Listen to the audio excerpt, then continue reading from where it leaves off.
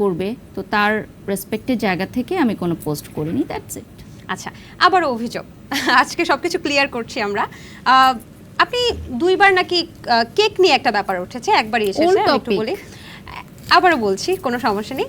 Cake নিয়ে একটা screenshot viral হয়েছে যে আপনি কেক চাচ্ছেন তাদের থেকে, এবং অনেকে বলছে এটা ডিজিটাল ভিক্ষা। কথা হচ্ছে বাড়ি সহক আসলে 1 ঘন্টা বা 1 মিনিটের জন্য এত পারিশ্রমিক নেয়, কিন্তু কেন 1000 টাকা বা 2000 টাকার কেকের জন্য? উত্তর তো আপনারাই বলে দিচ্ছেন, কেকের জন্য আমাকে আর আসলে বলতে হচ্ছে মেসেজ না। করছে। এবং এমনও আছে যে আপনি আপনাকে ফ্রেম পাঠানো হয়েছিল, ভুল ফ্রেম পাঠানোর জন্য আপনি সেটাকে পেজে প্রমোশন করেননি। হ্যাঁ, ডেফিনেটলি, কারণ আমাকে আবার অন্যরাই বলে যে আপু এমন কিছু রিভিউ আপনি কেন পোস্ট করেন যখন আমরা ওটা কেনার পর আমরা প্রতারিত হব। আচ্ছা, পরবর্তীতে আমি চিন্তা করলাম যে যেহেতু ওই পেজ আমাকে পোস্ট, মানে যে পোস্টারটা তারা মেক করে দিয়েছে সেখানে আরেকটা নাম লেখা, মানে বিবাহ বার্ষিকী বা বিয়ের আরেকটা নাম লেখা, কিন্তু পরবর্তীতে তো আপনাকে আবার সঠিক প্রোডাক্টটা আমি পাঠানো শেষ করি। হয়েছে। আমি তাকে যখন নক দিলাম, যেটা ভুল হয়েছে, তখন আমার মনে হয়েছে যে এই কোম্পানিকে যদি আমি প্রমোট করি, পরবর্তীতে যদি কেউ টাকা দিয়ে এ ধরনের ভুল কোনো কিছু চলে আসে, তখন সেটা আমার উপর দায়ভার পড়বে। আর ওটা আমি পোস্টও করেছি এবং কমেন্ট বক্সে আমি লিঙ্কও দিয়ে দিয়েছি।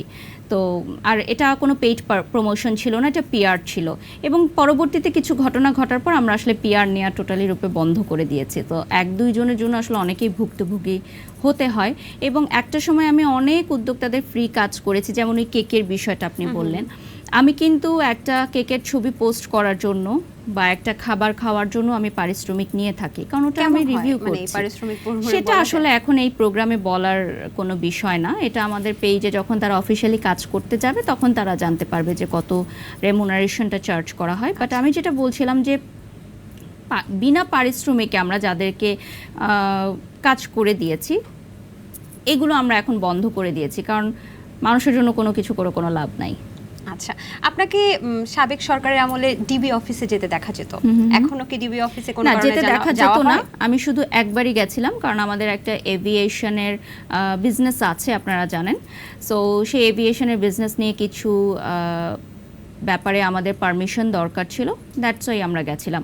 যেই সরকারি থাকুক না কেন, যখন যার কাছে যেতে হবে আমাদের বিভিন্ন ইভেন্টের পারমিশন নেওয়ার জন্য, তখন তো আমরা সেখানে যাব। তার মানে এই না যে এই টপিকটা নিয়ে বারবার সোশ্যাল মিডিয়াতে উঠানো হবে।